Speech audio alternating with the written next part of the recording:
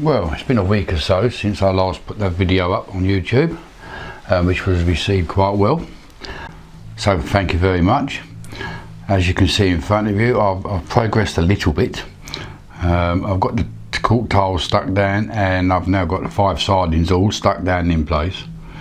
And that worked out rather well, and I'm quite pleased.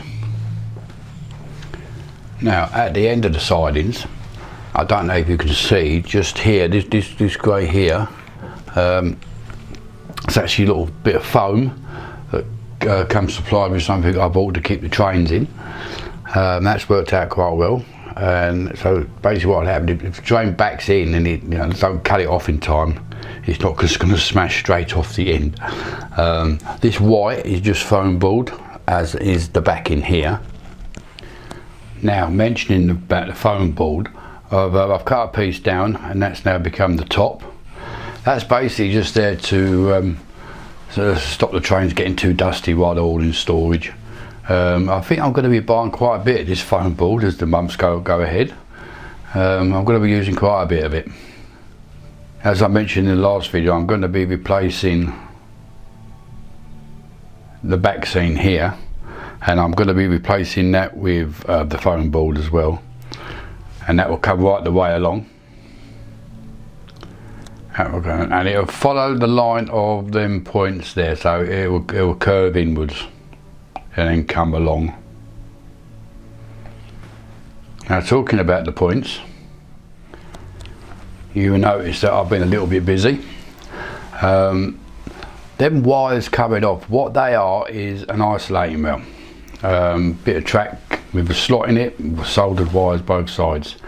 And I'll explain more about that in a moment, but basically that's going to have an on-off switch, so when the points are thrown into the siding, an off-on switch will be turned off, and the train will back in and stop without crashing into the backboard. That foam and backboard that I mentioned earlier was really there just in case little fingers, i.e. my grandkids, ended up playing with it and made a mistake. Forward planning, I think that's what you call it. Anyway, if we now follow the track around, you say that this is all now laid down on cork. It's all glued in place. I use Copydex to glue it down, and you see the return loop, that's now all in place as well. Remember, you're not going to see on any of this. Oh, hang on, let the camera focus. It's struggling to focus on that white board. There you go. And at the end of the line, that's as far as I've got. It's all glued down, and it's just waiting now for the next project, which is sorting out this little lot.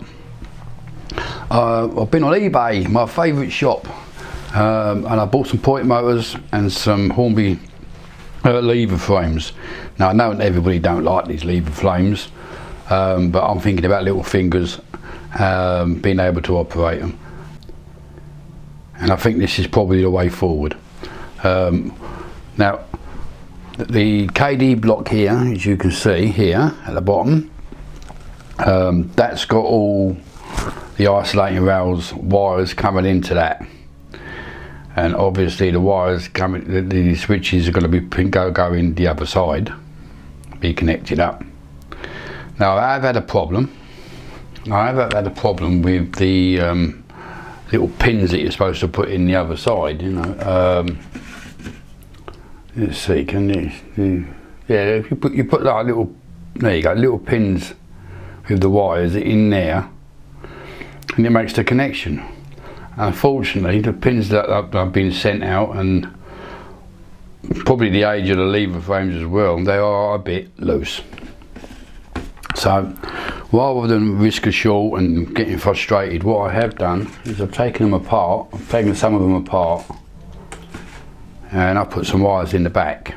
These all been soldered, the switches have been taken apart, and the wires have all been soldered in place. These red wires will have to be cut down to go into the KD blocks, but that's not too much of a problem, is it? So I put them to one side, and I've got 4 of these. Now I've got another 2 coming, so that's enough to do these points over at the back here, and the 2 in the long siding. Obviously I've got to rewire them. Yeah, they're not exactly brilliant. Look at that. I can do a better job than that, I'm sure. But the whole lot, that cost me probably about 20 quid, 20 to 25 pound. And when you consider one of these is about 15 pound new, you know, let's just hope if it all works, it's a bargain. I don't see the point of spending a lot of money on something that I'm not going to see.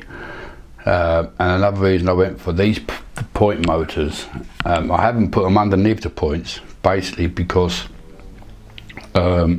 as I said about in the previous video, rigidity.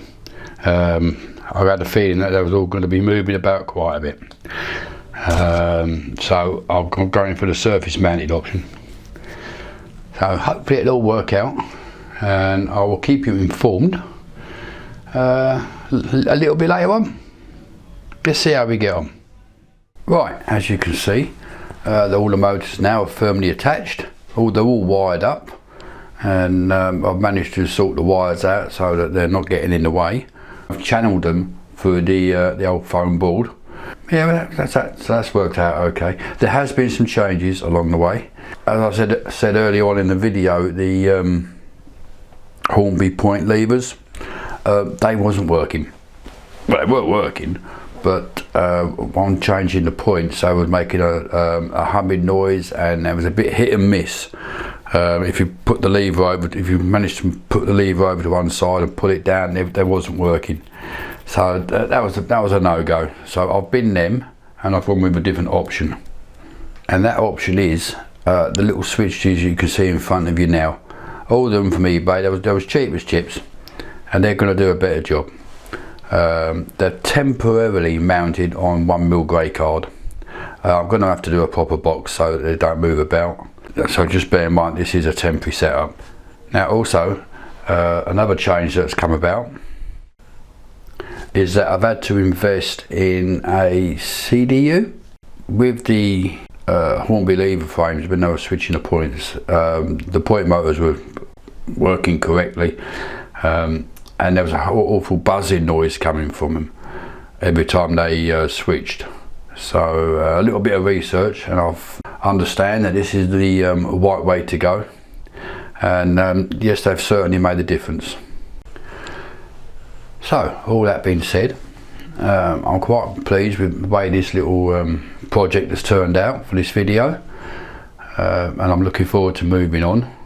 So in the next video, what I want to do is start on the back scene, like I said earlier. There you go, it's still on the old wooden board there.